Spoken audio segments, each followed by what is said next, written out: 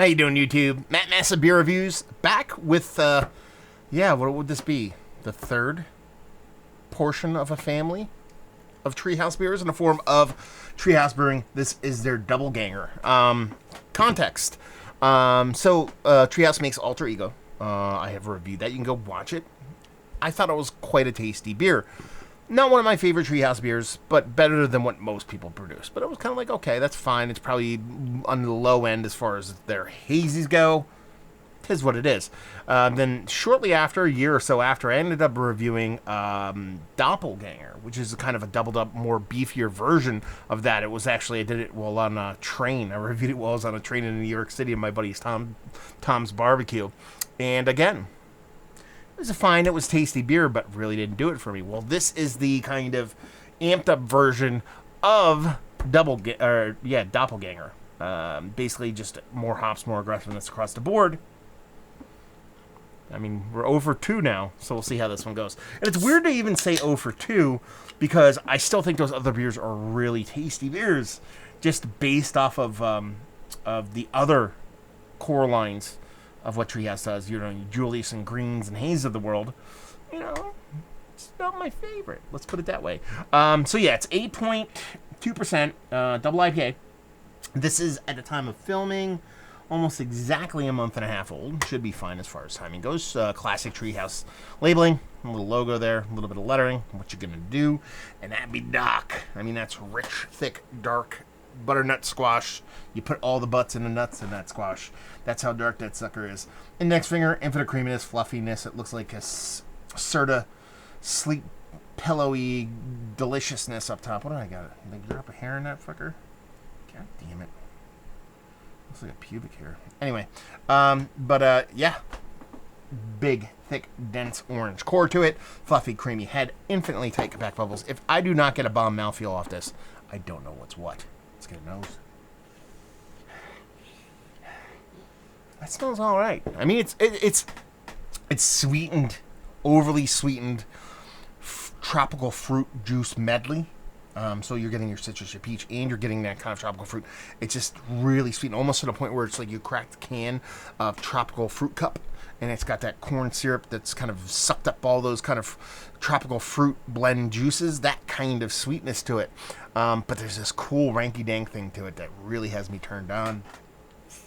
Yeah, it's just filthy, dirty weed, fucking rankiness, kind of all up in its face.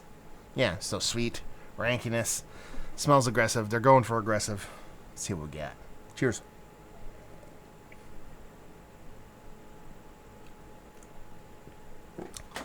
That's tasty, man. I'm going to tell you right now, it's probably my favorite out of those three.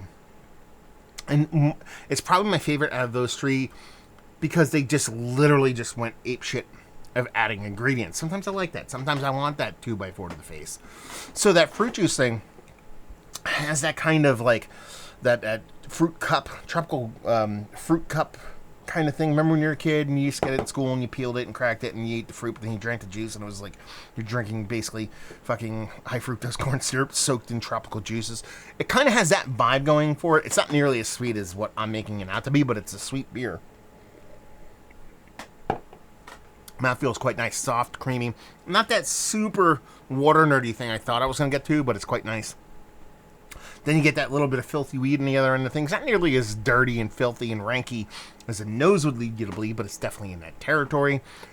And it's a tasty beer, man. I mean, and this is what I've said. I think I said this in both of those other reviews, is that when I break this down, if I cut to the chase and go, is this one of the better double IPAs I've had as late? It's still going to be, yeah. You know what I mean? Because even, and I'm saying this, please, Treehouse loyalists, don't kill me. This is one of my least favorite double IPAs that Treehouse does, but ends up being better than almost all the other people's double IPAs. That's the thing. I mean, listen, Treehouse knows what the fuck they're doing when it comes to hazies, and not only do they know what they're doing when it comes to hazies, I dig what they do when it comes to hazies. The way they do them appeal to me.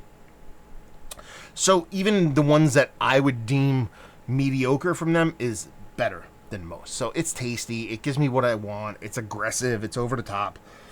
It's all the bits and pieces that you want from these big, bold, gigantic kind of beers. that does not suck.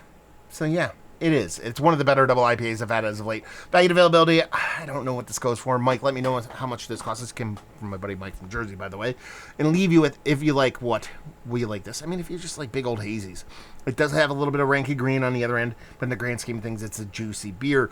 But if you like treehouse beers, if you like, you're not afraid of a little bit of bitterness, and you just like that impactful, finely sanded piece of 2x4 to your face. This isn't like ghetto lumber 2x4. This is like high end. It's kind of some kind of oaky kind of,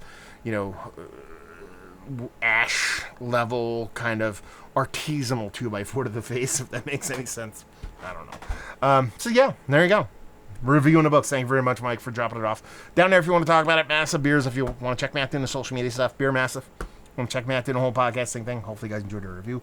Hopefully you're in a little bit of treehouse right now. Hope to see you next time. Cheers.